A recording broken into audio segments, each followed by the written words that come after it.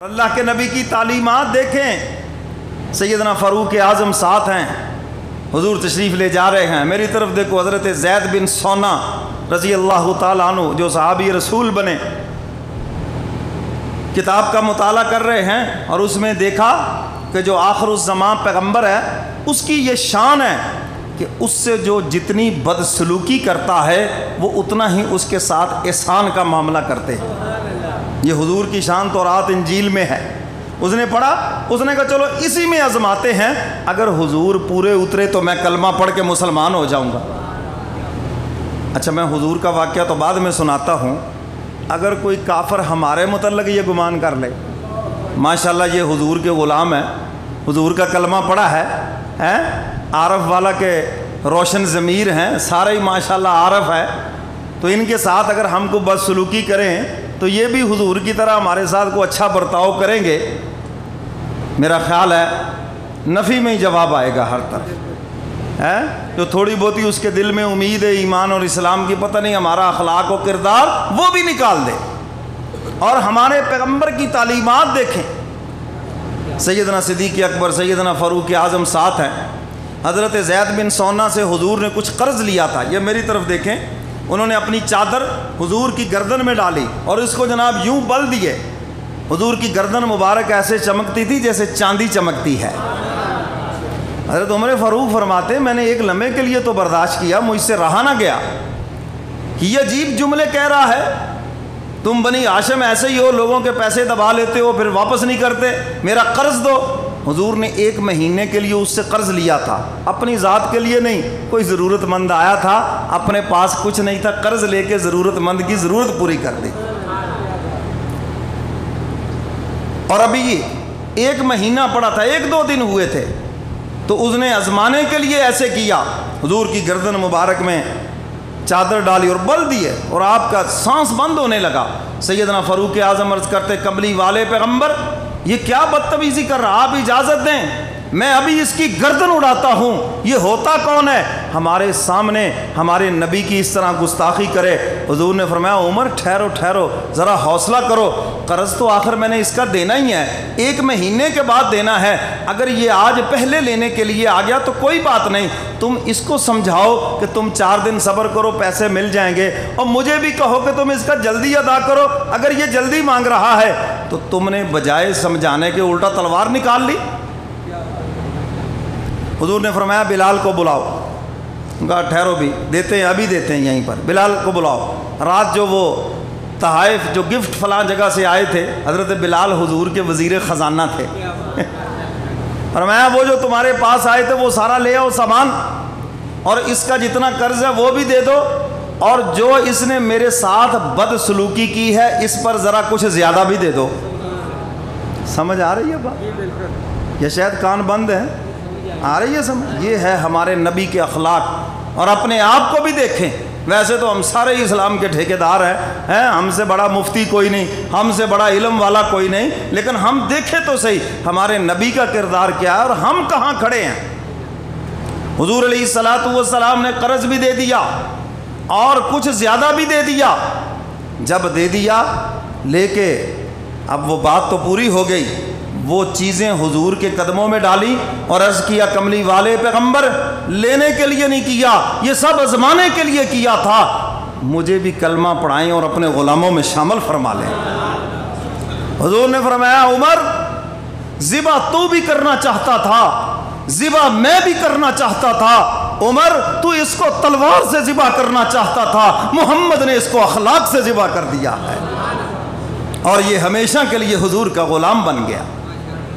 تو میرے محترم سامعین، آج یہ چیزیں ہمارے اندر سے نکل گئی، چلی گئیں یہ چیزیں، تو بہرحال اسلام سب سے پہلے تو ہمیں منع کرتا ہے قرض لینے سے، بلا وجہ کبھی قرض نہ لیں، اگر کوئی مجبوری بن گئی ہے تو اس کو وقت پہ ادا کریں، اور جس سے قرض لیا اس کو بھی کہا اگر یہ مجبور ہے تو اس کو مہلت دے دو۔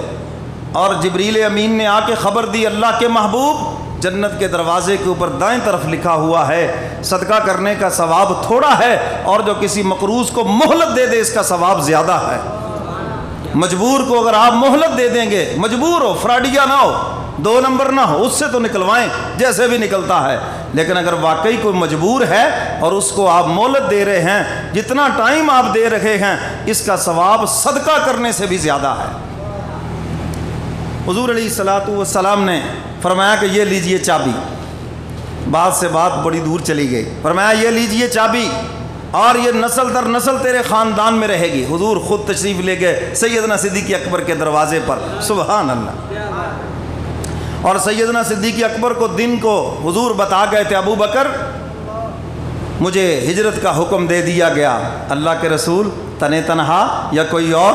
حضور نے فرمایا ابو بکر تم بھی میرے ساتھ۔ خوشی سے آنکھوں میں آنسو آ گئے۔ اماں جان عرض کرتی، اماں عائشہ صدیقہ رضی اللہ تعالی عنہا، آج پہلی مرتبہ دیکھا کہ کبھی خوشی سے بھی رونا آتا ہے۔ میں تو یہ سمجھتی تھی صرف غم پہ رونا آتا ہے، صدمے پہ رونا آتا ہے، آج پتہ چلا کہ بندہ کبھی خوشی سے بھی رو پڑتا ہے۔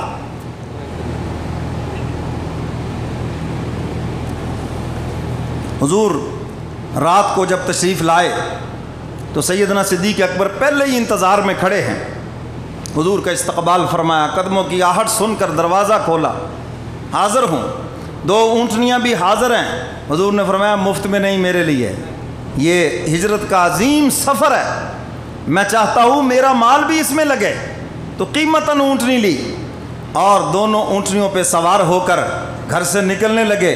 حضرت اسماء رضی اللہ تعالی عنہا سیدنا صدیق اکبر کی صاحبزادی جلدی سے کھانا تیار کیا، ضرورت پڑے گی، کوئی ہوٹل تو ہے نہیں اور باندھنے کے لیے کوئی چیز نہیں، یہ وہ ہمارے ہاں فراق جو بنائے جاتے ہیں تو اس کے پیچھے جو تنی سی لگی ہوتی ہے اس کو توڑا اور اسی سے ہی اس کو کھانے کو باندھ دیا۔ حضور نے محبت سے لقب دے دیا ذات النطاقین، نطاقین والی،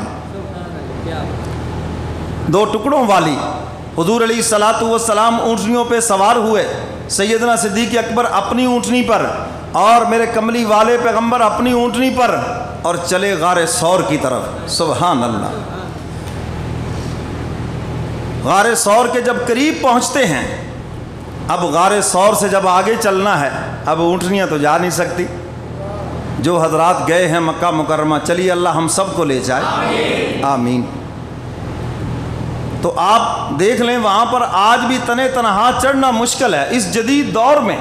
اس وقت جب کوئی راستہ نہیں تھا تو سیدنا صدیق اکبر رضی اللہ تعالیٰ عنہ حضور کو لے کے چل رہے ہیں، اور کبھی حضور کے دائیں، کبھی حضور کے بائیں، کبھی حضور کے پیچھے، کبھی حضور کے آگے۔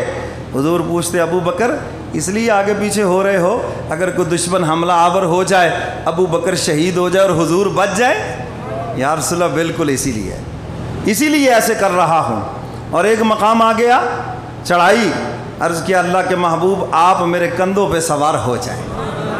حضور علیہ السلام کا وزن مبارک نبوت کی وجہ سے، حدیث مبارکہ میں آتا ہے آپ اونٹنی پہ سوار ہوتے، اگر وہی آتی اتنا وزن بڑھ جاتا کہ اونٹنی زمین پہ بیٹھ جاتی، مگر یہ صدیق اکبر کے کندھے ہیں۔ اللہ اکبر، عرض کیا اللہ کے محبوب آپ دعا فرمائیں میرے کندھوں پہ سوار ہو جائیں۔ میرے کملی والے پیغمبر سیدنا صدیق اکبر کے کندھوں پہ سوار ہو گئے۔ واہ کیا منظر ہے، نیچے سے دیکھو صداقت ہے، اوپر دیکھو تو نبوت نظر آ رہی ہے۔ لوگ یہاں جھگڑے ڈال رہے ہیں ابو بکر خلافت لے گیا، اور میں کہتا ہوں ہجرت کی رات دیکھو ابو بکر نبوت لے گیا ہے، نبی صدیق کے کندھوں کے اوپر، اور غار ثور کی وہ چڑھائی چڑھ رہے ہیں۔ ایک شاعر نے پنجابی کا بڑا خوب اس نے کلام کہا ہے، سنا دوں آپ کو۔